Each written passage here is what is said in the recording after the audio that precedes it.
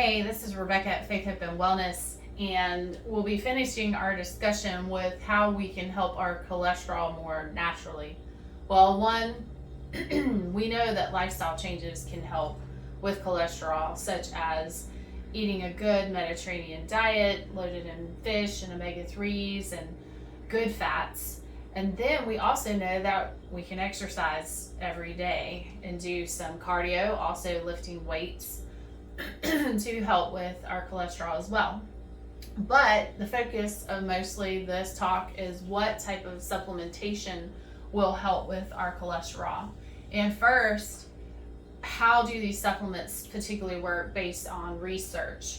So as far as, remember, your LDL is your bad cholesterol, HDL is your good cholesterol, so you want to raise it.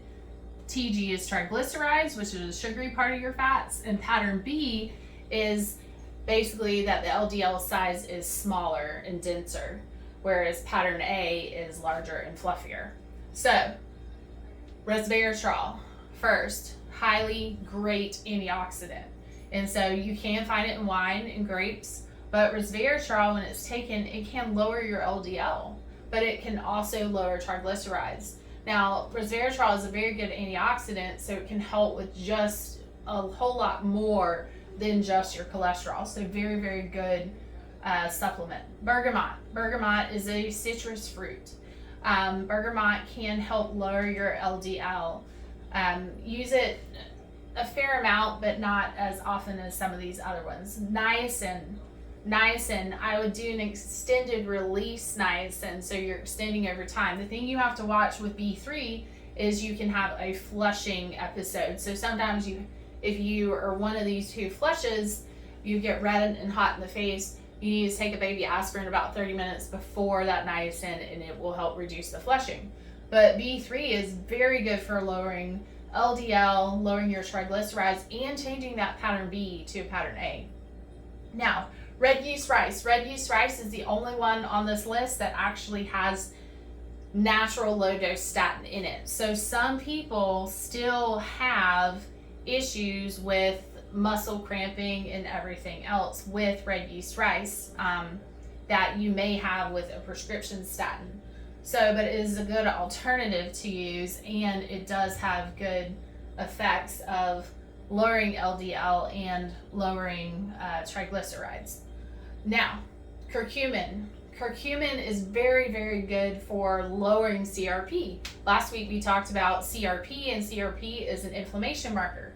And so that curcumin helps raise HDL, it lowers CRP, and it helps with triglycerides. And so getting those triglycerides down, which are the sugary part of the fat. Now, green tea does just about everything. Except for raise your HDL. Green tea, again, great antioxidant, helps lower your LDL, lower triglycerides, and helps change that pattern A to pattern B. One of my favorites is plant sterols. Plant sterols you can find in food, but also you can get it in the supplement, and it's really, really great for lowering LDL, also very lowering small LDLP that we talked about last week, those small LDL particle sizes, and lowering your triglycerides. Another favorite is omega-3s. Omega-3s are wonderful. They help with joint pain, they can help with inflammation, they help with your cholesterol as well, which we're talking about. So it helps raise HDL, really good at lowering triglycerides and helping with that pattern B as well. And the last one being berberine. Berberine, a lot of people take it for metabolic syndrome. So what do I mean by that? Berberine really helps with sugars and helps with glucose and helps get glucose down. But it also lowers LDL.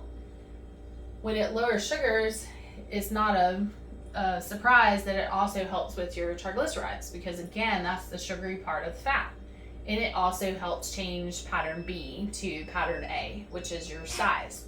So these are the different supplements that help with different aspects of cholesterol, whether it being lowering your LDL, raising your good cholesterol, your HDL, or just helping with those triglycerides, because some people they don't have issues with LDL at all. They have familial high triglycerides. And so a lot of people, as you see triglycerides, you can do a lot to lower your triglycerides, and let alone just stop eating the donuts and the ice cream and everything else, which is the sugary part of fatty foods.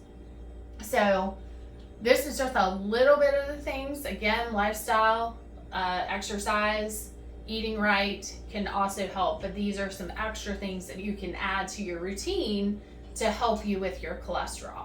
So hope you have a good week, and we'll see you again soon.